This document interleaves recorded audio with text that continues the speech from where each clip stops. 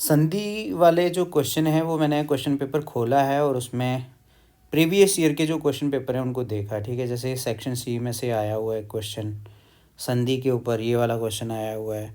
फिर उसके बाद ये क्वेश्चन आ रखा है, प्रीवियस ईयर के क्वेश्चन पेपर हैं, ये जो पुराने साल में आए थे ना, वो हैं। दो दो चार साल पहले के हैं ये। पिछले साल वाला भी है एक, ये है, ये भी संधि वाला क्वेश्चन है। सब संधि वाले जो क्वेश्चन है एक जगह पे मैंने यहाँ पर रखे हैं आपके लिए, ठीक है। इन सब को हम समझेंगे इस वीडियो में, और उससे पहले हम जान लेते हैं अपना सिलेबस, ठीक है। थोड़ा सा ऊपर की ओर बढ़ते हैं, ऊपर बढ़े हम लोग, हमने देखा सिलेबस। तो इस सिलेबस में हम देखते हैं कि जो हमें संधि है कितने मार्क्स की आती है, तो उसको थोड़ा सा समझ लो, है ना। मैं आपको पूरा बताने वाला हूँ। देखो, ये व्याकरण है जो 25 अंक की आती है हमें। इसमें सबसे पहले संधि जो है वो लघु उत्तरात्मक लिखा है। लघु उत्तरात्मक मतलब इसका आपने उत्तर देना लघु, छोटा उत्तर रहता है इसका, मतलब 1 वर्ड का ही उत्तर रहता है इसका। तो ये आपको आएंगे 4 मार्क्स के, ठीक है। वैसे ही समास आएगा, समास में आपको विकल्प होंगे, विकल्प मतलब ऑप्शंस होंगे, ये भी 4 मार्क्स के आएंगे। प्रत्यय आएंगे, ये भी 4 मार्क्स के आएंगे। वाच्य आएंगे, वो 3 मार्क्स के आएंगे। समय आएगा, ये आपको लघु उत्तरात्मक आएंगे, ठीक है, इसमें विकल्प नहीं होंगे। अव्यय जो आएंगे उसमें विकल्प होंगे। संशोधन कार्य आएगा, मतलब कुछ गलत लिखा होगा उसको आपने सही करना, ये भी विकल्प में होंगे। तो 25 मार्क्स आएंगे। तो इनमें जो संधि है उसको जानते हैं और अपने 4 मार्क्स जो हैं वो पक्के करते हैं, ठीक है। संधि में हम जाते हैं अपनी किस में, सिलेबस में। तो जब हम अपना सिलेबस देखेंगे, आपको यहाँ छोटा छोटा दिखाई दे रहा होगा थोड़ा सा, है ना।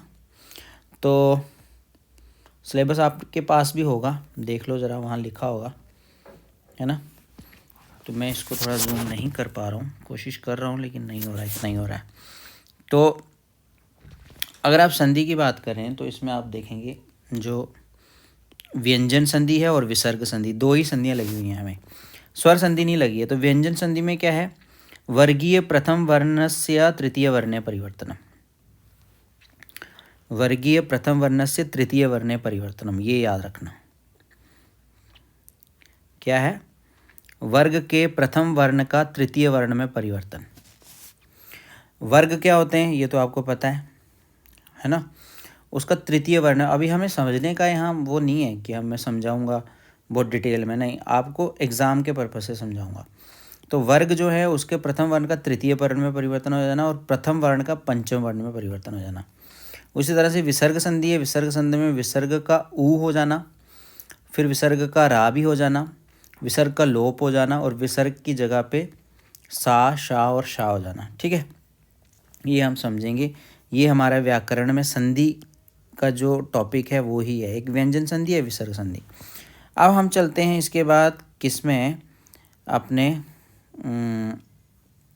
क्वेश्चंस पेपर जो है प्रीवियस ईयर के, उसमें जो क्वेश्चन आ रखे हैं उनको एक बार ज़रा देख लेते हैं, ठीक है। जैसे ये वाला क्वेश्चन है, इसमें आप देखेंगे लिखा हुआ है,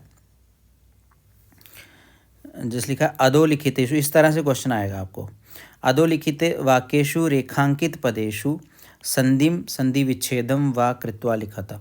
इसको हिंदी में भी इन्होंने लिखा हुआ है कि निम्नलिखित वाक्यों में रेखांकित पदों में संधि अथवा संधि विच्छेद करके लिखिए।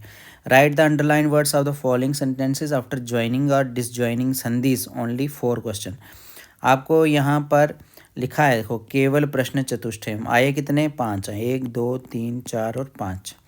तो सबसे पहले मैं आपको यहाँ पर देखो 2 दिख रहे हैं, एक इस तरफ है छिरा और प्लस छेदा, शिरा प्लस छेदा, इस तरह से आ रहा है। ना करणीय, शिरा प्लस छेदा ना करणीय। तो यहाँ पर इसका क्या बनेगा, तो ये संधि कौन सी है इसको हम एक एक करके समझेंगे। वैसे ही लिखा है भासमानम निज भवनम अपश्यत, भासमानम निज भवनम, अंडरलाइन कौन सा शब्द है, भासमानम और निज भवनम। इसमें आपने क्या करना है, विच्छेद करना है। यहाँ संधि हो रखी है पहले से, आपने इसको क्या करना है, विच्छेद करना है। वैसे ही यहाँ पर क्या है, आच्छन्ना, यहाँ संधि हो रखी है, इसको आपने क्या करना है, विच्छेद करना है।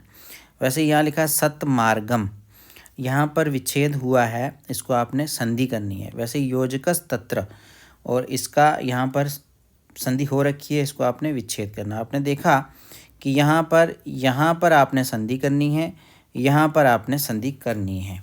और 2 जगह तो आपको आ रहा है यहाँ पर संधि करने के लिए और 3 जगह आपको आ रहा है विच्छेद करने के लिए, ठीक है। तो विच्छेद करना यहाँ आपको दिख रहा होगा कि ज़्यादा इम्पोर्टेंट दिख रहा है आपको, विच्छेद करना आपको ज़्यादा आना चाहिए। अब इसको थोड़ा करते हैं हम कम। अब दूसरा क्वेश्चन पेपर जो किसी दूसरे साल का रखा है उसको भी देख लेते हैं ज़रा एक बार, ठीक है। यहाँ आप देख रहे होंगे कि लिखा है कि अधोलिखित सेम वही चीज़ लिखी है दूसरे क्वेश्चन पेपर में भी।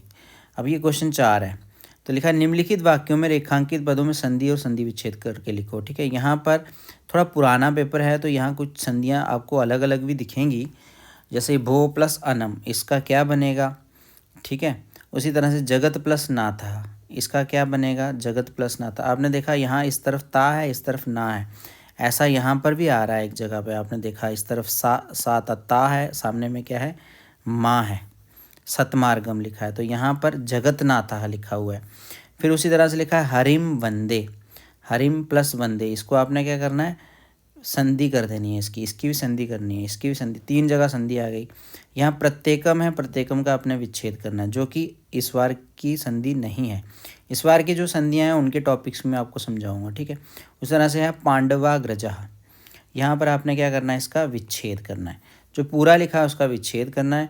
यहाँ पर आपको ऑप्शंस नहीं दिए जाएंगे, इसलिए इसको लघुत्तरात्मक कहा गया था, ठीक है। अब कुछ और भी हैं क्वेश्चन पेपर, जैसे ये वाला क्वेश्चन पेपर है, इसको देखते हैं ज़रा। इसमें क्या लिखा है, इसमें लिखा हुआ है अनुप्रयुक्त व्याकरणम, और इसमें भी वही लिखा हुआ है केवल प्रश्न चतुष्टयम, केवल 4 ही करने हैं आपको। तो करने किस किस के हैं, यहाँ लिखा है इतस्ततः, तो इतस्ततः का आपने क्या करना है, विच्छेद करना है। तो कैसे होगा विच्छेद, ये हम सीखेंगे। उस तरह से लिखा है प्रकृति ही प्लस एव, ठीक है, प्रकृति प्लस एव, इन दोनों को मिला देंगे तो एक शब्द बनेगा, संधि हो जाएगी इन दोनों की, तो संधि वाला शब्द यहाँ लिखना है। यहाँ पर भी आपने संधि करनी है, उदीरिता प्लस अर्थः। उसी तरह से अचिरादेव, इसका आपने विच्छेद करना है, और अस्मात् प्लस नगरात, इसका आपने संधि करनी है। यहाँ आप देख रहे होंगे 3 जगह संधि करनी है और 2 जगह विच्छेद करना है। वैसे एक और क्वेश्चन पेपर है हमारे पास, ये भी है, तो ये प्रीवियस ईयर के क्वेश्चन पेपर हैं, ठीक है। सत प्लस मार्गे, ठीक है, ये आपने देखा पहले वाले क्वेश्चन में भी आया हुआ था सत प्लस मार्गे, तो इसको आपने क्या करना है, मिलाना है। उसी तरह से विच्छेदा अंडरलाइन है, इसको आपने क्या करना है, तोड़ना है, मतलब इसका विच्छेद करना है। यहाँ तो संधि करनी है, यहाँ विच्छेद करना है। यहाँ पर आपने क्या करनी है, फिर से संधि करनी है, यहाँ पर आपने विच्छेद करना है, स्तुरंगा स्तुरंगे ही। उसी तरह से सृष्टि ऐशा में आपने क्या करना है, संधि कर देनी है। अब बढ़ते हैं दूसरा क्वेश्चन पेपर देखते हैं। ये पुराने ईयर्स के क्वेश्चन पेपर हैं। अब यहाँ पर आप देख रहे होंगे कि लिखा है हया प्लस च, हया प्लस च, यहाँ पर आपको क्या करना पड़ेगा, इसकी संधि करनी है। श्रेष्ठम प्लस कर्मा, यहाँ पर आपने संधि करनी है। सत प्लस मार्गे, यहाँ पर आपने संधि करनी है। एक छत्रम, एक छत्र में आपने विच्छेद करना है, ठीक है, यहाँ क्या करना है, विच्छेद करना है। एतयो जननी, यहाँ पर आपने संधि करनी है। ये प्रीवियस ईयर का क्वेश्चन पेपर से है। और भी है, जैसे ये यहाँ पर आप देख रहे होंगे लिखा है सु प्लस आगतम, जो कि इस बार नहीं है, ये अच संधि का है, मतलब स्वर संधि का, स्वर संधि तो है नहीं है। तो ये भानुरुदेति, इसका आपने विच्छेद करना है। वृक्ष प्लस छाया, इसका आपने संधि करना है। और महा प्लस ऋषि, इसकी भी आपने क्या करनी है, संधि की है, संधि करनी है। और यहाँ पर सदाचारः, इसका आपने क्या करना है, विच्छेद करना है। तो अब ये तो थे प्रीवियस ईयर के क्वेश्चन पेपर। अब कुछ टॉपिक्स हैं जिनको आप क्लियर करेंगे, तो उसके बाद अगर इन सब क्वेश्चन पेपर्स को अगर आपने कॉपी पे लिख लिया है ना, ये वाले वर्ड्स जो जिनकी संधि हो रखी है, इनको देख करके थोड़ी प्रैक्टिस करेंगे, है ना, इनको लिख लिया होगा आपने। अब मैं आपको बताता हूँ एक एक करके टॉपिक, एक एक करके बताने वाला हूँ। देखो, एक संधि थी जिसमें क्या था, वर्गीय प्रथम वर्ण का क्या हो जाना, वर्गीय प्रथम वर्ण का तृतीय वर्ण में परिवर्तन हो जाना, उसको जशत्व संधि भी कहते हैं, उसको जशत्व संधि भी कहते हैं, ठीक है। अब लिखा पद के अंत में स्थित, ये जो जल है इसके स्थान पर जश हो जाता है। अब ये जल क्या है और ये जश क्या है, इसके बारे में आपको पता होना चाहिए। जो जल है ना, जल, जल किसको कहते हैं, वर्ग का प्रथम द्वितीय तृतीय और चतुर्थ अक्षर, ठीक है। और शा, शा, सा तथा हा, इसमें टोटल 24 वर्ण आते हैं। जल उसको कहते हैं। जल किसको कहते हैं? किसी भी वर्ग का। वर्ग होते हैं ना, कौन से होते हैं? का, खा, गा, गा, ङा, इस तरह से होते हैं ना।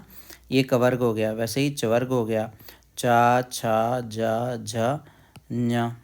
अब क्या है कि वर्ग का प्रथम, द्वितीय, तृतीय, चतुर्थ, पंचम नहीं बस, बाकी शा, शा, सा, हा, ये ऐड कर लेना साथ में। शा, शा, सा और हा, ये 4 हो गए। ठीक है, इनको ऊष्म वर्ण कहते हैं। तो ये 24 वर्ण जो हैं वो जल कहलाते हैं। तो इसमें लिखा है जलों में वर्ग का प्रथम ये आता है। इस तरह जल के स्थान पर जश हो जाता है। ये जो जल है, ये जो का है ना, का की जगह पे जश हो जाएगा। तो जश क्या होगा? जश किसको कहते हैं? जा, बा, गा, डा, धा को कहते हैं। अब वर्ग के प्रथम, द्वितीय, तृतीय अथवा चतुर्थ वर्ण के स्थान पर उसी वर्ग का तृतीय वर्ण हो जाता है।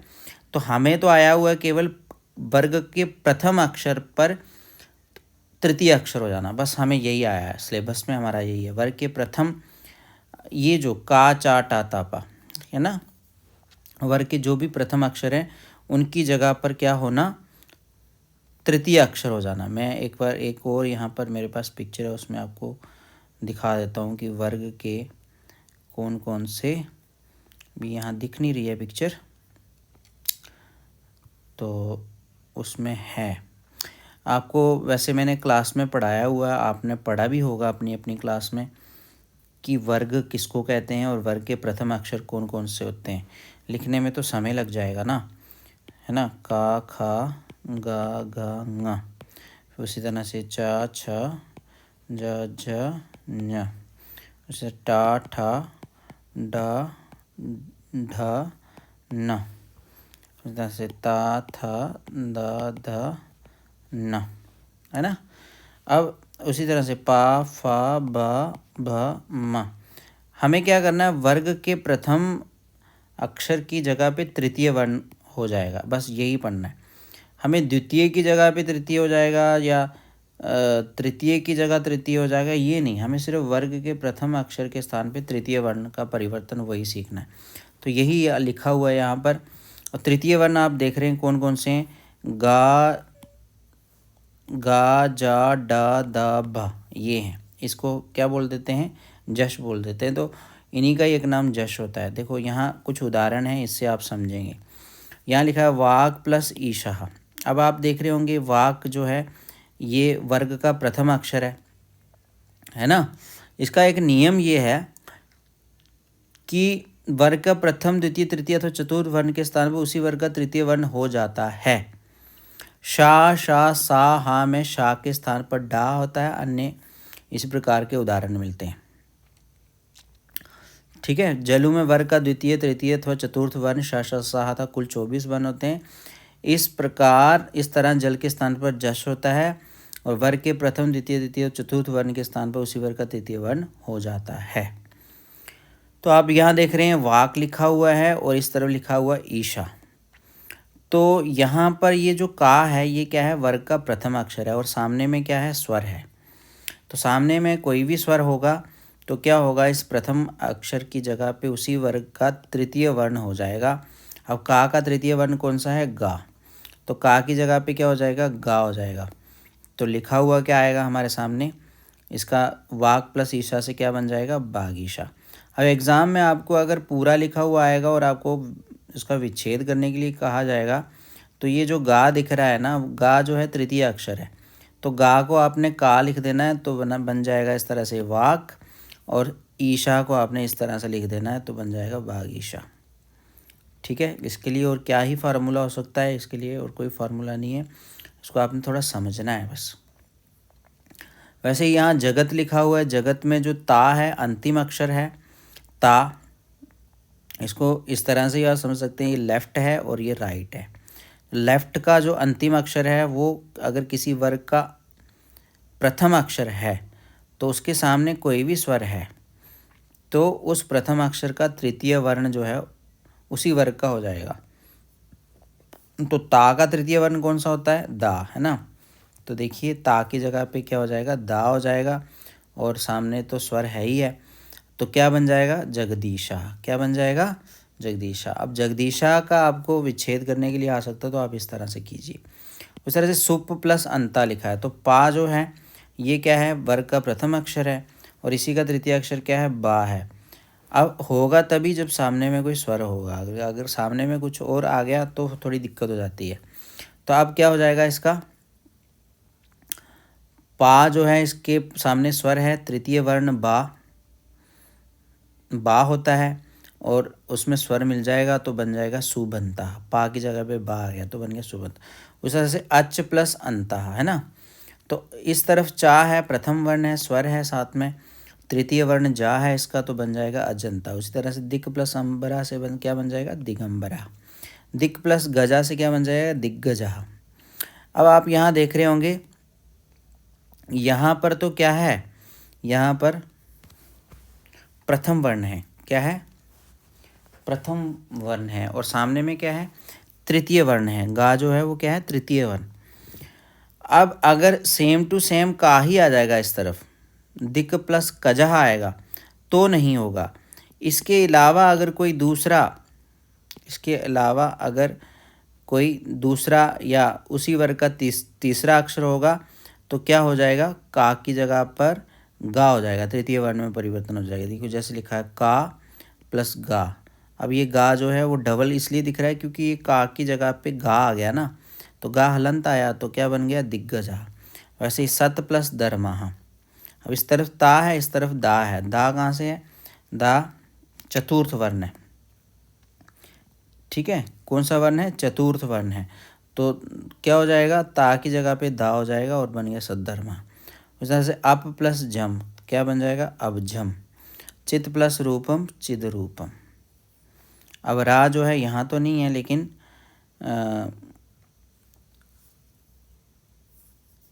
रा मतलब कोई भी वर्ण आ जाएगा। अगर किसी भी वर्ग के प्रथम अक्षर के सामने कोई भी वर्ण आ जाए, कोई भी स्वर आ जाए, तो उसी वर्ग का तृतीय अक्षर में परिवर्तन हो जाएगा। ये एक छोटा सा नियम है, किसका, वर्गीय प्रथम वर्ण का तृतीय वर्ण में परिवर्तन हो जाना। अब वर्ग का जो है, वर्ग के द्वितीय वर्ण का एक और था, वर्ग के प्रथम वर्ण का पंचम वर्ण में परिवर्तन हो जाना, वो भी सीख लेते हैं थोड़ा सा ना। फाइल्स थोड़ी इधर उधर हो गई है ना, पिक्चर्स हैं, थोड़ा सा रुकना पड़ेगा आपको, मैं वो भी बताता हूँ।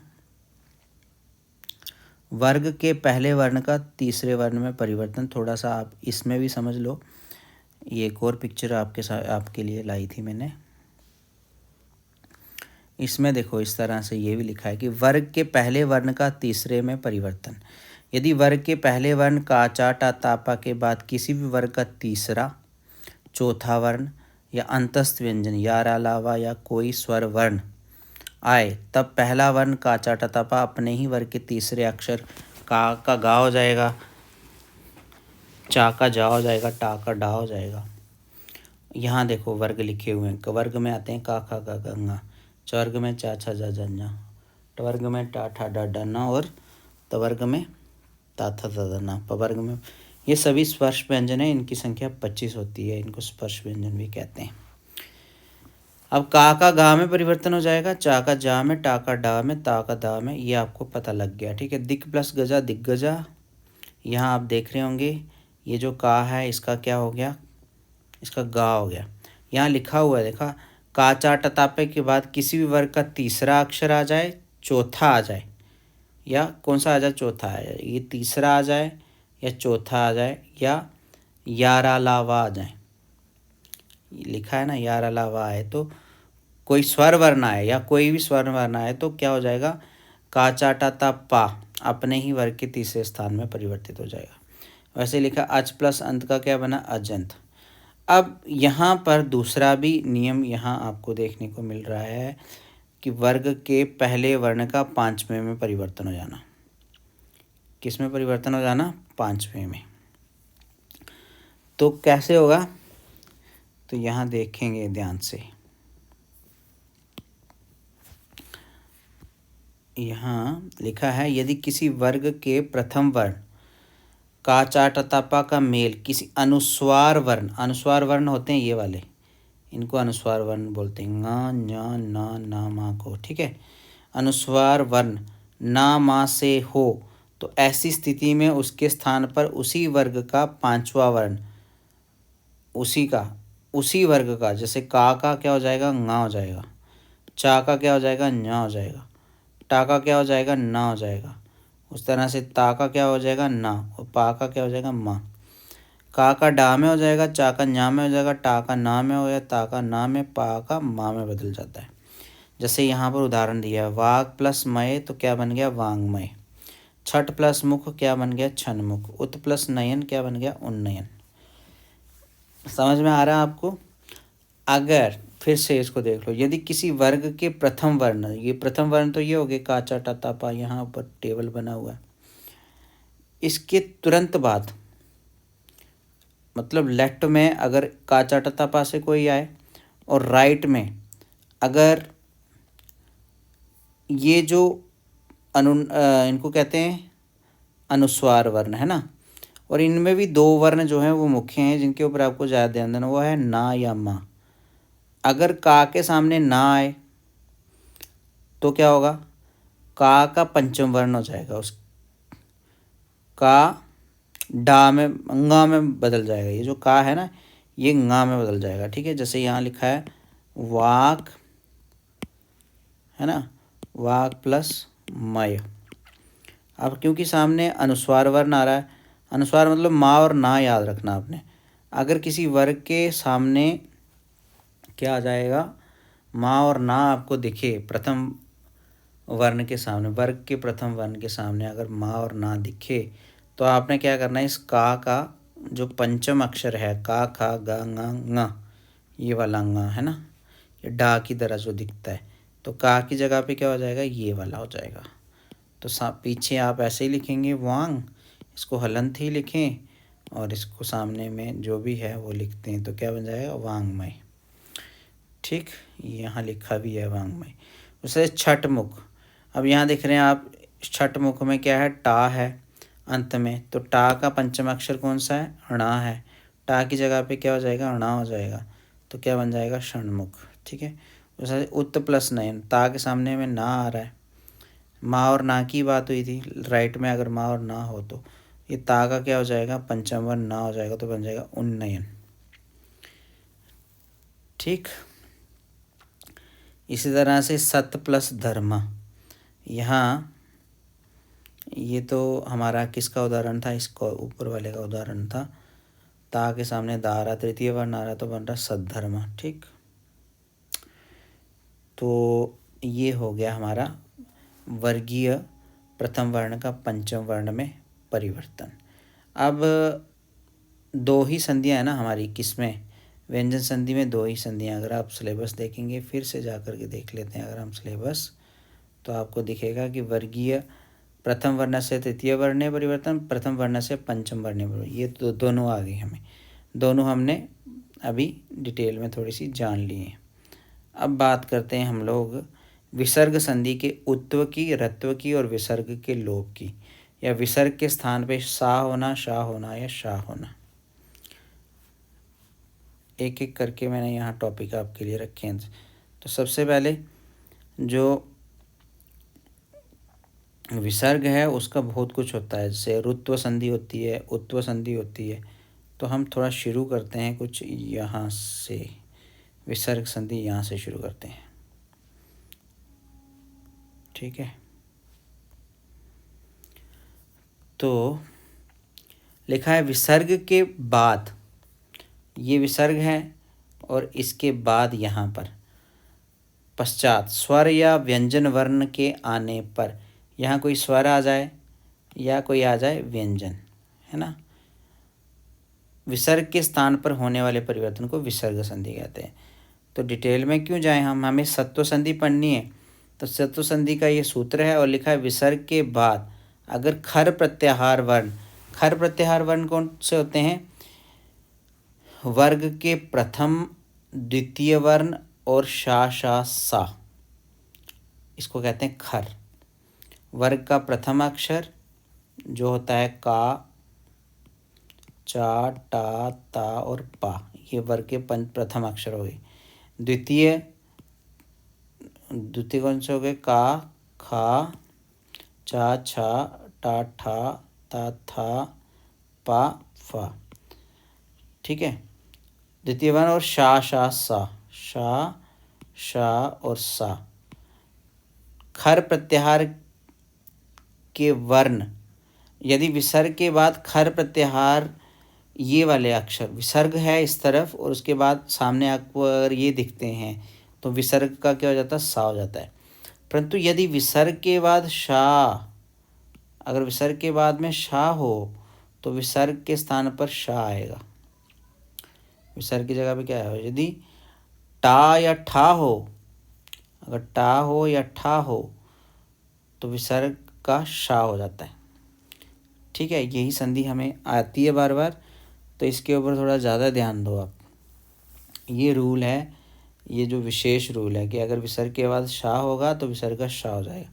विसर्ग के बाद अगर टा होगा या ठा होगा तो विसर्ग की जगह पे क्या हो जाएगा? शा हो जाएगा। ठीक है, सा कब होगा?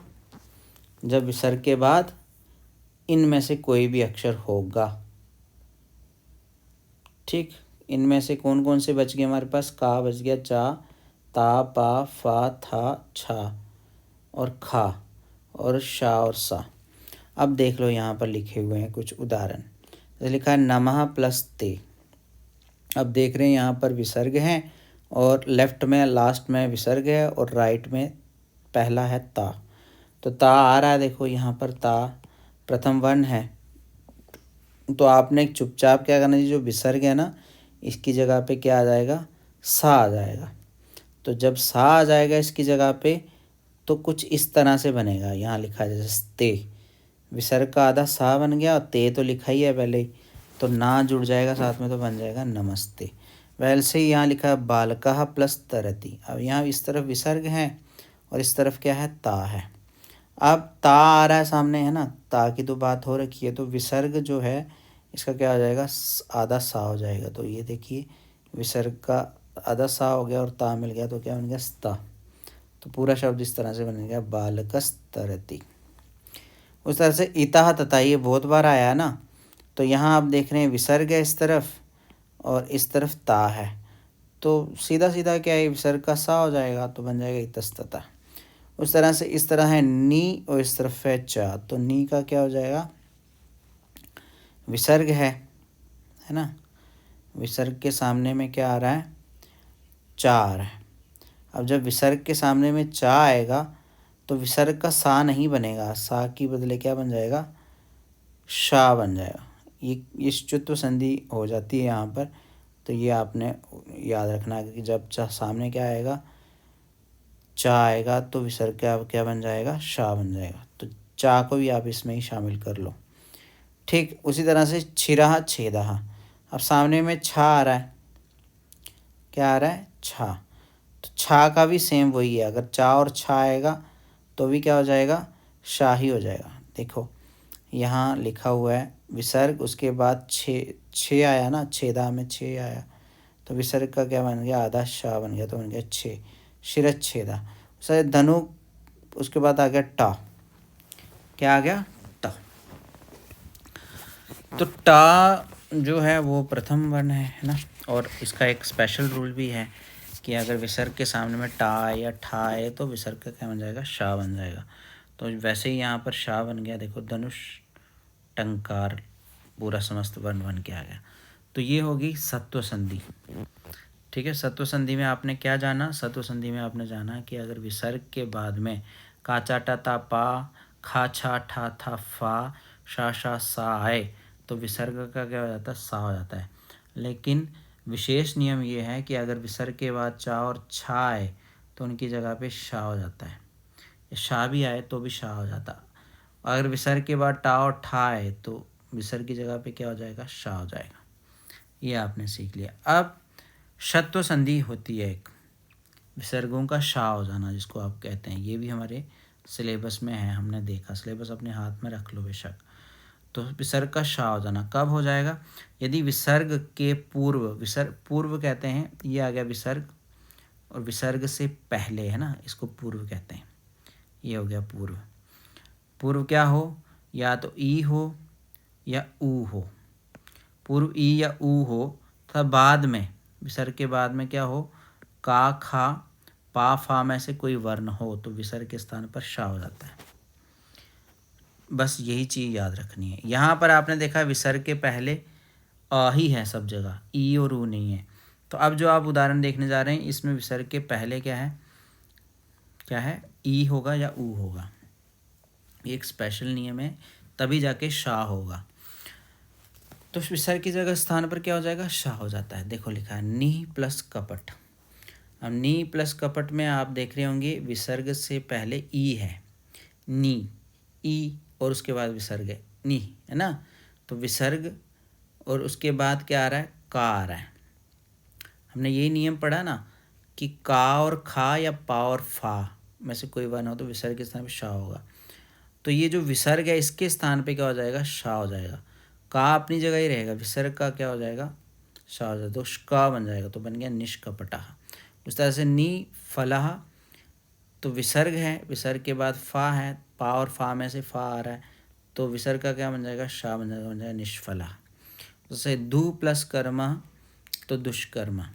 यदि नमः और पुरा के बाद, एक स्पेशल चीज़ ये भी याद रखनी, यदि नमः और पुरा के बाद का खा या पा फा आए तो विसर्ग का सा हो जाता है, शा नहीं होता है। ठीक है, का खा या पा फा हर जगह पर शा नहीं करता है, ये स्पेशल केस है नमः और पूरा के लिए। तो नमः के बाद लिखा है कारा, इसका क्या बन गया, नमस्कारा। पूरा के सामने लिख रहा है कारा, तो इसका बन गया पुरस्कारा। ये कौन सी संधि हो गई, षत्व संधि हो गई। ठीक है, विसर्ग संधि में हमने क्या क्या जान लिया, सत्व संधि जानी और षत्व संधि जानी। अब क्या बच गया इसमें, विसर्गों का लोप कैसे होता है ये हमने जानना है। तो उससे पहले आप ये भी देख लो, यहाँ पर भी विसर्ग जो है विसर्गों का रा भी हो जाता है, हालांकि ये हमारे सिलेबस में नहीं है ना, विसर्गों का रा होना ये नहीं है, लेकिन फिर भी देख लो। यदि विसर्ग से पहले आ हो, आ या आ को छोड़कर कोई अन्य स्वर हो तथा बाद में कोई स्वर या घोष व्यंजन हो तो विसर्ग के स्थान पर रा हो जाता है। अब घोष व्यंजन कौन से होते हैं, ये आप उसको पढ़ना पड़ेगा अलग से कि घोष व्यंजन कौन से हो जाते हैं ना।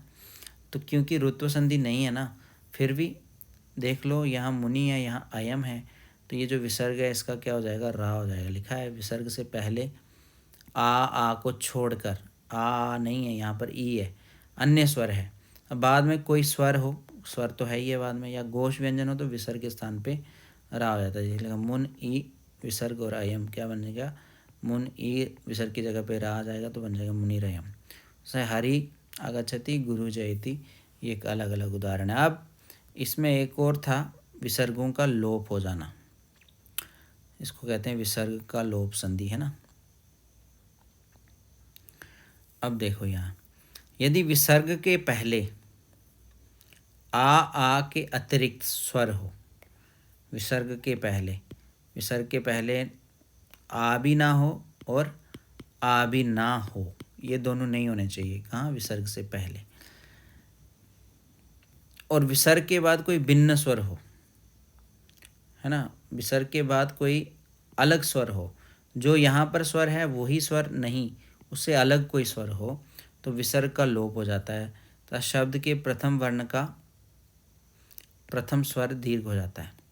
जैसे यहाँ लिखा है नी प्लस रजा, नी प्लस रजा। अब देख रहे हैं नी में अंतिम स्वर है ई, आ और आ नहीं है, सामने रा है, सामने कुछ भी हो तो क्या हो जाएगा, विसर्ग का क्या हो जाएगा,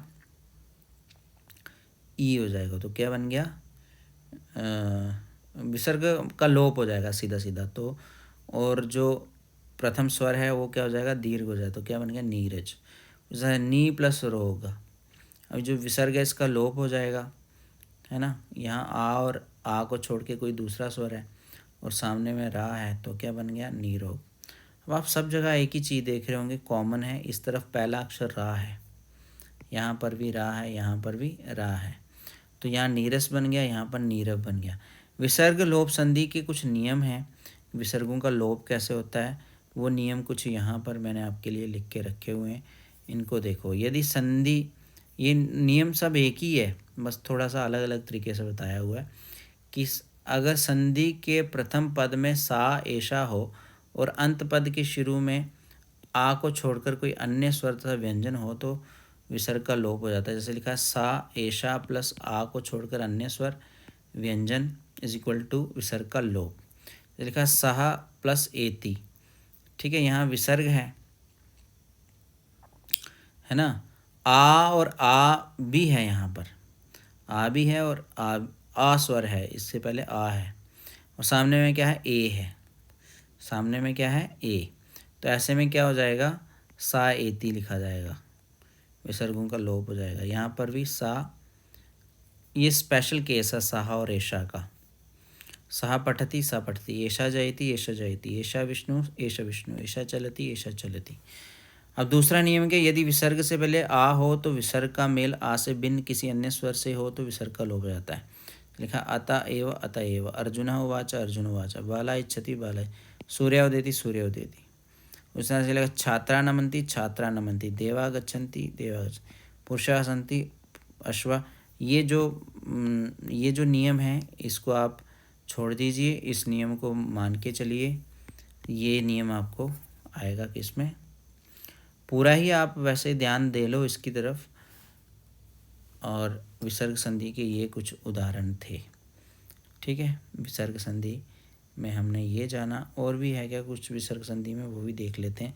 हाँ, ये है विसर्ग का उत्तो होना, है ना, ऊ हो जाना विसर्ग का, ये भी आपको आना चाहिए, ये भी आता है। इसमें ये है कि अगर यदि विसर्ग से पहले ह्रस्व आ हो तथा उसके पश्चात भी ह्रस्व आ हो, इस तरफ विसर्ग है, यहाँ पर आ है और इस तरफ भी आ है, तो विसर्ग को रू आदेश हो जाता है। जो विसर्ग है इसका रू बन जाता है, क्या बन जाता है, रू। रू के स्थान पर ऊ बच जाता है, रू में रा खत्म हो गया, बच गया क्या, ऊ।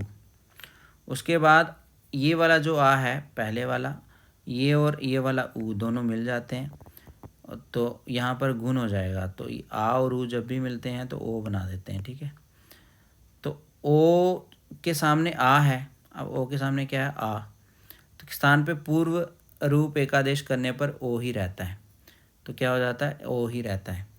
और ओ के बाद आ की स्थिति अवग्रह के चिन्ह के द्वारा दिखाई जाती है। जैसे लिखा है बाला अयम, यहाँ पर बाल आ, इस तरफ भी आ है, इस तरफ भी आ है, तो क्या बन जाएगा, बालो अयम। सावदत सोवदत, निपावदत निपोवदत, प्रथमाध्याय प्रथमोध्याय। इसमें बच्चे कन्फ्यूज हो जाते हैं थोड़े से, ये चीज़ आपको ध्यान में रखनी है कि अगर इस तरफ भी आपको दिख रहा आ है और सामने में भी आ है, तभी आप इसका ओ बना सकते हैं, ठीक है, अदरवाइज़ नहीं बना सकते हो। अदरवाइज़ जो बाकी वाली संधियाँ हमने विसर्ग संधियों में पढ़ी है ना, वही सब हैं। तो वैसे ही लिखा, यदि विसर्ग से पहले आ हो तथा बाद में वर्गों का तृतीय चतुर्थ पंचम या रा अलावा हो तो विसर्ग के स्थान पर रा, पुनः रा आदेश का ऊ, तदंतर आ का ऊ हो गुण होकर ओ हो जाता है।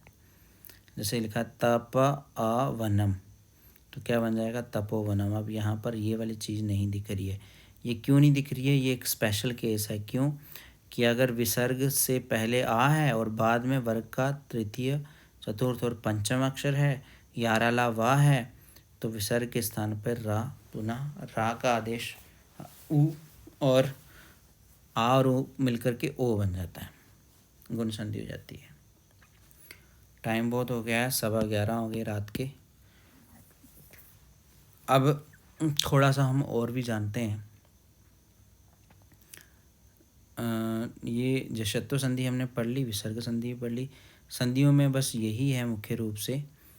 तो अब हम चले जाते हैं जो हमने प्रीवियस ईयर के क्वेश्चन पेपर के जो हमने कटिंग देखी ना, उसमें घुसते हैं फिर से, तो जानते हैं क्या आपको कुछ समझ में आया। जैसे यहाँ लिखा हुआ है छिरा प्लस छेदा, ठीक है। अभी हमने थोड़ी देर पहले इसको सॉल्व भी किया है ना। शिरा प्लस छेदा। ये विसर्ग संधि का उदाहरण है। सामने हमने कहा कि जब विसर्ग के सामने क्या आ जाए, चा आ जाए या क्या आ जाए, छा आ जाए, तो इस विसर्ग का क्या बन जाता है, शा बन जाता है ना। तो क्या हो जाएगा इसका, शिरा प्लस छेदा का शिरा आधा छा, शिरश हो गया, और छेदा का छेदा ही लिख देना, शिरश छेदा, है ना। इसको शत्व संधि कहेंगे। उसने लिखा है भासमानम निज भवनम, क्योंकि ये हमारे सिलेबस में नहीं है। भासमानम निज भवनम ये अनुनासिक संधि है, जो अनुनासिक संधि इस बार हमें लगी नहीं है। इस बार 2023 की बात, 2023-24 की बात हो रही है, इस बार हमें लगा नहीं है। लेकिन फिर भी आपको अगर पता है थोड़ा बहुत तो आप इसका उत्तर जान सकते हैं। ठीक है, इसका उत्तर क्या है, ये जो आपको बिंदी दिख रही है ना सामने भासमानम की, इसकी जगह पे जो हमने क्या करना है, भासमानम लिख देना है। क्या लिख देना है, भासमानम। ये है नहीं है हमारे सिलेबस में, तो इसकी तरफ ज़्यादा ध्यान मत दो। भासमानम फिर प्लस निज भवनम, ये हो गया निज भवनम, भवनम। तो अब यहाँ पर क्या है, वर्ग का है पंचम वर्ण, और यहाँ पर भी वर्ग का पंचम वर्ण है ना। तो ऐसी स्थिति में ही क्या होता है कि जो माँ है उसका क्या बन जाता है, अनुस्वार हो जाता है। तो उसी तरह से है, यहाँ पर लिखा हुआ है आकाशा मेघई आच्छन्नः। ये जो आच्छन्ना है इसका आपने क्या करना है, विच्छेद करना है। तो इसका क्या हो जाएगा, आत प्लस ता का चा हो गया, आत प्लस छन्ना, आच्छन्ना। अब ये जो ता है इसका चा कैसे हुआ, चा कौन सा वर्ण है, छा का क्या है, प्रथम वर्ण है। छा का क्या है, चा के बाद छा आता है ना, मतलब चवर्ग का प्रथम वर्ण है। तो यहाँ जो संधि हुई है वो हमारे सिलेबस में नहीं है अभी, इसलिए इसको हम नहीं करते। उसी तरह से है सतमार्गम। सतमार्गम तो आप कर लेंगे क्योंकि यहाँ पर वर्ग का प्रथम वर्ण है ना, और सामने में माँ आ रहा है। ये हमने पढ़ा था कि अगर किसी शब्द के अंत में वर्ग का प्रथम अक्षर आता है और सामने में क्या आ जाता है, कोई माँ आ जाता है या ना आ जाता है, अनुस्वार वर्ण आ जाता है, तो क्या होगा कि जो सामने में ता है ना, ता का क्या हो जाएगा, पंचम वर्ण हो जाएगा। तो क्या हो जाएगा, पंचम वर्ण हो गया जब ता का, तो क्या हो जाएगा, सन, और क्या हो जाएगा, मार्गम। तो ये आपका सही आंसर है, सन्मार्गम। ये अभी हमने ऊपर पढ़ा था, फिर से देख लो एक बार रिपीट करके। यहाँ लिखा है योजकस तत्र, यहाँ आधा सा दिख रहा है ना, तो जब आधा सा कहीं भी दिखे आपको तो चुपचाप आप क्या कर लेना, ज़्यादा सोचना मत, इसे लिख देना जोज कहा, आधा सा है, जोज कहा तक सा तो विसर्ग बन गया, प्लस तत्र, तो क्या बन जाता है, जोजकस तत्र। आधे सा का विसर्ग बन ही जाता है, ठीक है, योजकस तत्र। ये हमने डिटेल में ऊपर में पढ़ा भी है।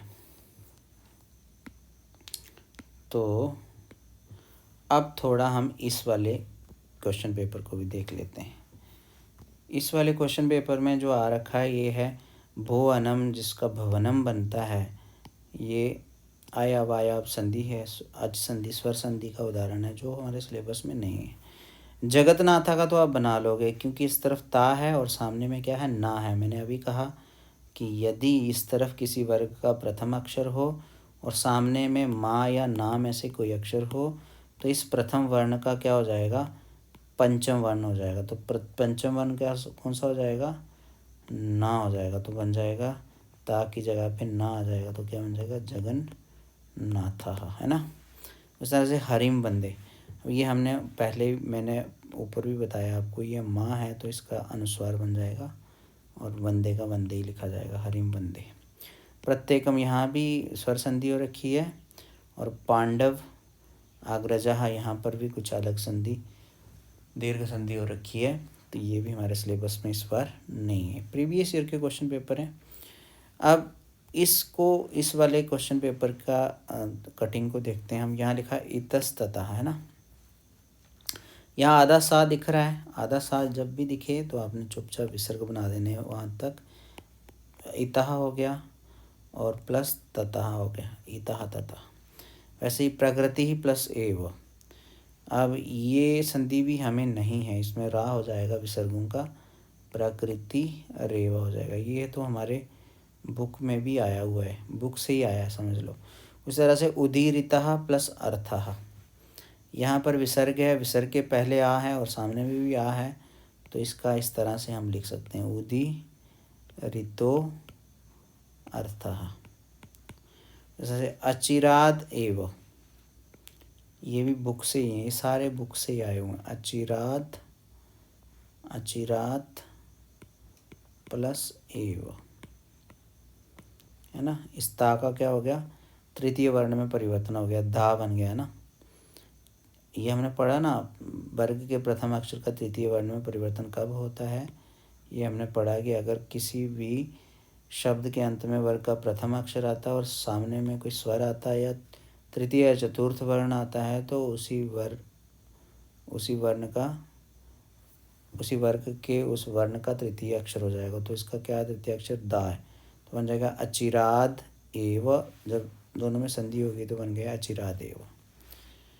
उसी तरह से लिखा है अस्मात् प्लस नगरात। अब यहाँ इस तरफ ता है, सामने में क्या है, ना है, तो आपको ता का क्या कर देना, ना कर देना है। ये अभी ऊपर बार बार पढ़ते आ रहे हैं, है ना। इस तरफ भी ना, इस तरफ भी ना, तो क्या हो जाएगा, ये आधा ना, ये पूरा ना, तो बनेगा क्या हमारे पास, इस तरह से बन जाएगा अस्मात्, अस्मात् नहीं रहेगा, ना हो जाएगा अस्मान नगरात, इस तरह से बन जाएगा अस्मान नगरात। ठीक है, ये हो गए ना सब। अब थोड़ा सा देखते हैं हम दूसरे वाले पेपर को, इस वाले पेपर को देखते हैं। इस वाले पेपर में बच्चों आपको दिख रहा होगा, यहाँ पर लिखा सत प्लस मार्गी, सामने में माँ दिख रहा है, तो ता का क्या हो जाएगा, ना हो जाएगा, तो क्या बन जाएगा, सन मार्गे। आपको जरूर समझ में आ रहा होगा। ये ऐसे यहाँ लिखा है विच्छेदः, ठीक है, क्या लिखा है, विच्छेदः। तो यहाँ वित्त प्लस छेदा है, ये हमारे सिलेबस में इस बार क्या है, ये संधि आई नहीं है, तो हरिम बंदे पहले भी करवा दिया। वैसे यहाँ आधा सा दिख रहा है, तो चुपचाप क्या करना है, यहाँ पर आपने विसर्ग बना देने इसके। लिख रहा है तुरंगा, तुरंगाः प्लस तुरंगे, यही करना है बस। वैसे लिखा है सृष्टि रेशा, तो क्या बन जाएगा, सृष्टि रेशा। ये भी बुक से ही आया हुआ है, बुक से मतलब जो आपने संधियाँ पढ़ रखी है ना प्रश्नोत्तरों में, वहीं से आ रखा है। तो ये भी हो गया हमारा कंप्लीट।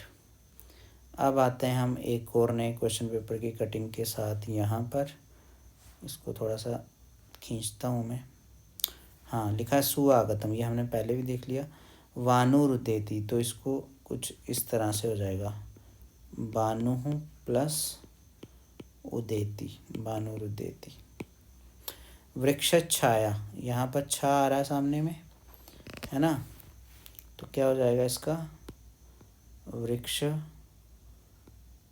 ना, वृक्ष, श में आ भी है और सामने में क्या है, छाया, तो यहाँ पर क्या हो जाएगा, क्योंकि अंत में शा आ रहा है, तो शा का क्या हो जाएगा, छा हो जाएगा, वृक्ष छाया, इस तरह से हो जाएगा। ये संधि भी सिलेबस में है क्या, आप मुझे कमेंट बॉक्स में बताना। महर्षि, ये दीर्घ संधि है।